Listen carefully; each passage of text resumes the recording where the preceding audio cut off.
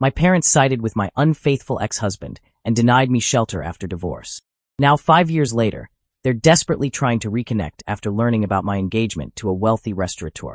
The irony of their sudden change of heart would be amusing if it weren't so painfully transparent. My world shattered that fateful day when I discovered Nick's betrayal.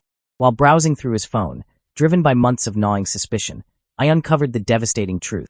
He had been carrying on an affair with his receptionist. My hands trembled as I scrolled through their intimate messages, each word feeling like a knife twisting deeper into my heart.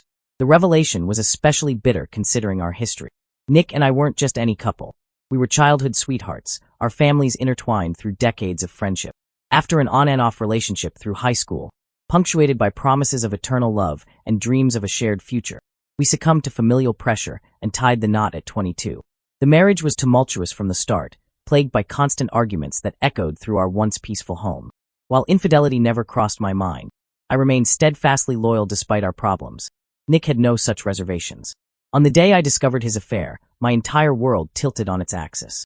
I fled our shared home, my heart splintering into countless pieces, each shard a reminder of our broken vows. I naively sought refuge with my parents, unaware that Nick had already poisoned the well with his manipulative narrative.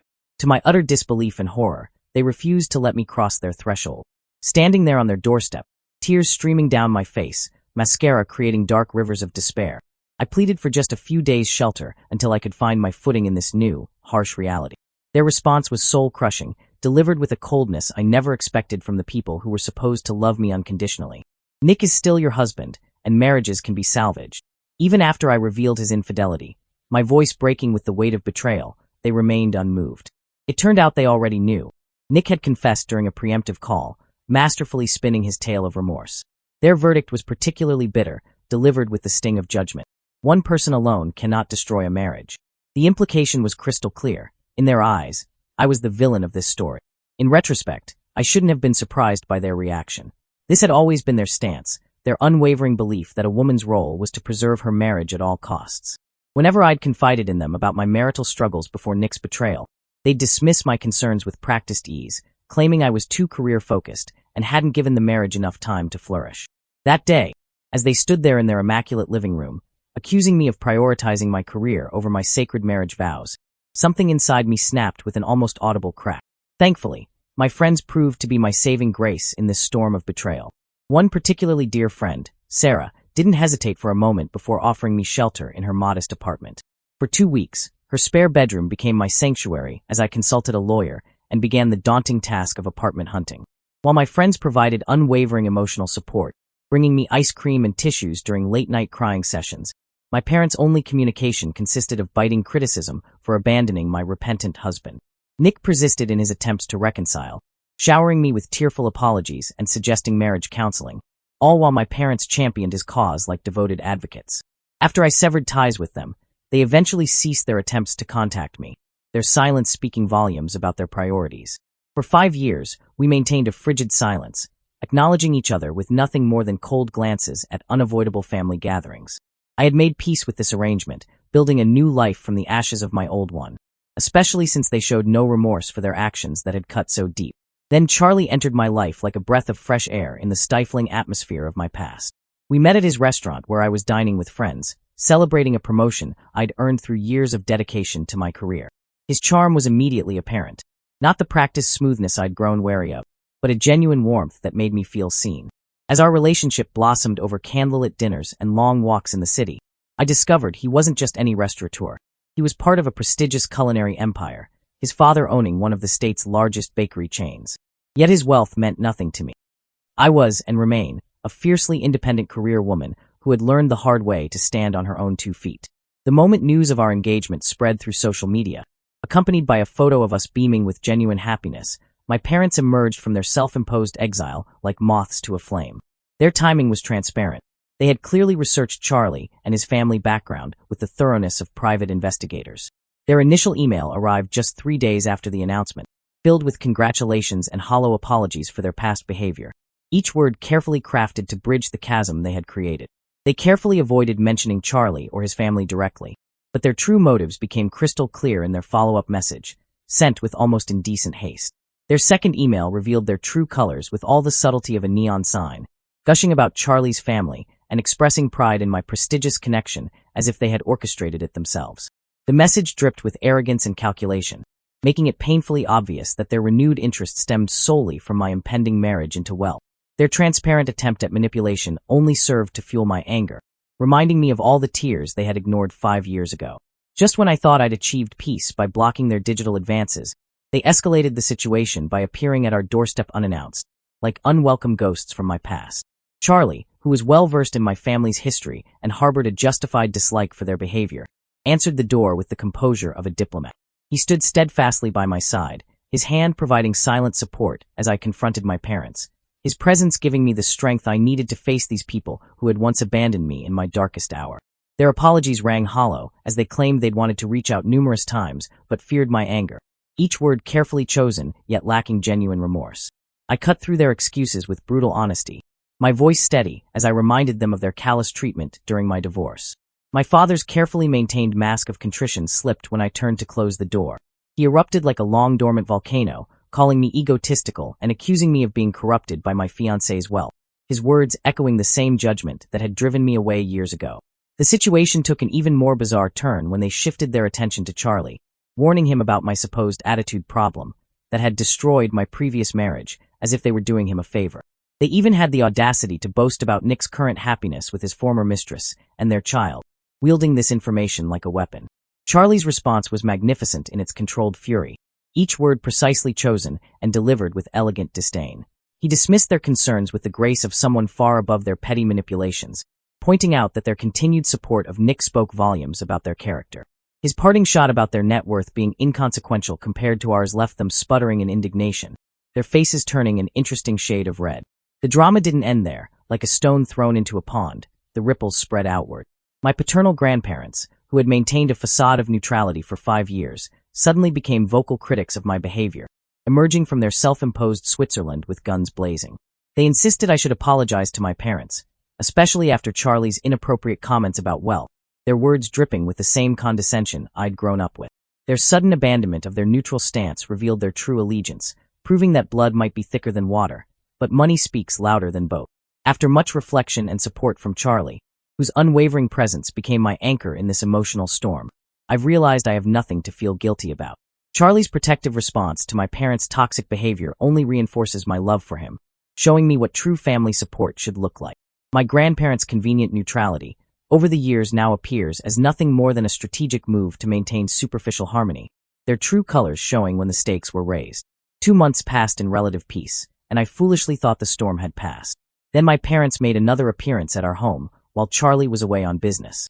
This time, their approach was different, more humble, more genuine, as if they had finally realized the magnitude of their past mistakes. My father admitted their errors with uncharacteristic humility, and my mother's tears seemed sincere as she acknowledged their pride and arrogance had blinded them to their daughter's pain. While their explanations for not understanding my personality better fell short, how could they not know their own daughter after decades? I appreciated their effort at reconciliation. However, I maintained my boundaries with the strength of someone who had learned their worth the hard way, promising only to consider contact in the future. The wedding was a joyous celebration of love and new beginnings, albeit without my immediate family present. Charlie's family embraced me wholeheartedly, his mother's warm hugs and father's proud smiles filling the void left by my absent relatives. The ceremony was everything I had dreamed of, not because of its elegance or grandeur, but because it represented a new chapter in my life, one written on my own terms.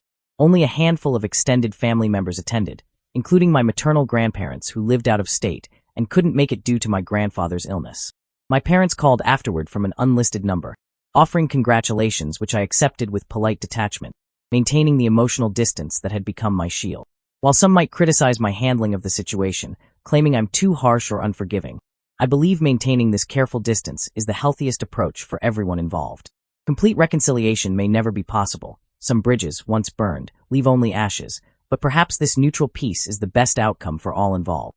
After all, sometimes the most profound closure comes not from forgiveness, but from acceptance and moving forward, from building a new life that doesn't require the approval of those who once denied us shelter. First update. 1 month after the confrontation, the outpouring of support from readers and friends has been overwhelming, and both Charlie and I are deeply grateful. We've come to realize we bear absolutely no obligation to my family. Not even the slightest hint of guilt clouds our conscience. Since they insisted on painting me as arrogant and smug about marrying into wealth, Charlie and I decided to embrace their accusations with a touch of irony. After extensive discussions with friends and reading through countless supportive comments, we're more convinced than ever that our actions were justified. Charlie has been particularly steadfast in his refusal to apologize to anyone who has repeatedly disrespected me. He astutely pointed out how even their last visit to our home was laden with insults, persisting even after I explicitly stated my unwillingness to discuss or forgive their behavior. While he had formed a negative opinion of my parents based on my accounts, meeting them in person only confirmed his worst suspicions. He declared them truly awful and suggested I maintain my distance permanently, advice that resonates deeply with my own instincts. Charlie's insight regarding my grandparents was particularly enlightening. When I shared their words with him, he noted how they had conveniently avoided the conflict when it suited them, only emerging from their neutrality when their precious son's feelings were hurt. They remained comfortably silent while I suffered, but sprang into action the moment their son felt slighted. Charlie urged me to examine this pattern carefully before considering their advice, and his observation was spot on. In retrospect, their 5-year neutrality appears nothing more than a calculated strategy to maintain diplomatic relations with both sides. Their true priority, my father's feelings over mine, was thinly veiled beneath a facade of impartiality. Now that they've abandoned this pretense of diplomacy, I realize I was naive to expect anything different from them. Second update, 2 months after. A week after my grandparents' initial intervention regarding my inappropriate handling of my parents, they attempted contact again. When their calls went unanswered, they resorted to creating a new email account to circumvent my blocks, a telling indication of their respect for boundaries. Their message expressed profound disappointment in my behavior, claiming shock at my decision to block them after they had always tried their best to remain neutral during the past 5 years. Their true sentiments emerged as they admitted that maintaining diplomacy had been a mistake. They should have explicitly told me that my parents were right about everything and that I needed to address my attitude problem. Their argument merely echoed my parents' unfounded accusations, lacking any original reasoning of their own. The irony wasn't lost on me, considering how they had consistently maintained that both sides had valid perspectives and they couldn't determine who was right or wrong. Charlie's reaction to this email was particularly validating. He expressed relief that we hadn't apologized or attempted reconciliation, stating firmly that they didn't deserve our consideration. In his view, they were the ones with an attitude problem, driven by greed rather than genuine concern for family relationships. I've chosen not to respond to their email and won't engage in any further communication attempts. There's no point in arguing or trying to prove my position. They've already cast me as the villain in their narrative, and nothing I say will alter that perspective. They'll continue manufacturing excuses to blame me, likely anxious about missing out on the perceived benefits of my marriage to Charlie. The irony isn't lost on us. Charlie and I both agree that if they truly desired forgiveness, they should have approached the situation with more grace and perhaps even humility. Instead, their bitterness and resentment have only widened the chasm between us, though they may not realize it. Or perhaps they do, but pride prevents them from acknowledging it. Either way, they're no longer a part of my life. Third update, 4 months after. 2 months passed in relative peace, and I had almost forgotten about the situation, immersed in wedding preparations and other life events. However, 3 days ago, my parents made another unexpected appearance at our home while Charlie was away on business. This time, when I saw them outside, I didn't open the door. Speaking through it, I firmly stated I had no interest in another confrontation and warned them that if they didn't leave, I would call the police, a threat that could have serious consequences for them. Despite my concerns about escalating the situation, they remained. My father's voice came through the door, surprisingly subdued. He said he didn't expect forgiveness or acceptance. He just wanted to apologize for their behavior during their last visit. After much reflection, he claimed they had realized they had only made things worse by refusing to accept that I wasn't ready to forgive them. Now they wanted me to know they were truly sorry for their repeated failures and would continue apologizing until I forgave them. My mother added, with what sounded like genuine emotion, that they would wait the rest of their lives for my forgiveness if necessary. It was such a dramatic statement that I felt compelled to open the door. I told them honestly that I didn't know how to feel or what to say. All I knew was that I wasn't ready to deal with them yet. Calmly, I explained that they didn't need to keep apologizing. I needed space, and perhaps in a few years, I might reach out to them. While I'm not certain I'll ever actually contact them, I said this to ease the tension. It seemed to lift their spirits somewhat.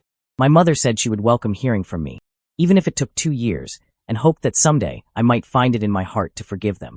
Through tears, she admitted that she and my father had always been too proud and arrogant to accept their shortcomings as parents, especially after my divorce.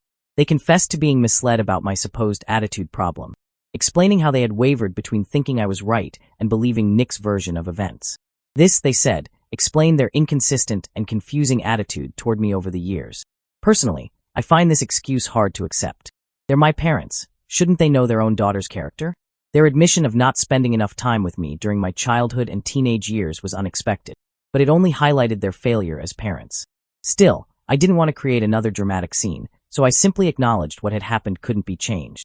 I told them that if they truly wanted my forgiveness, they needed to respect my space and allow me time to heal.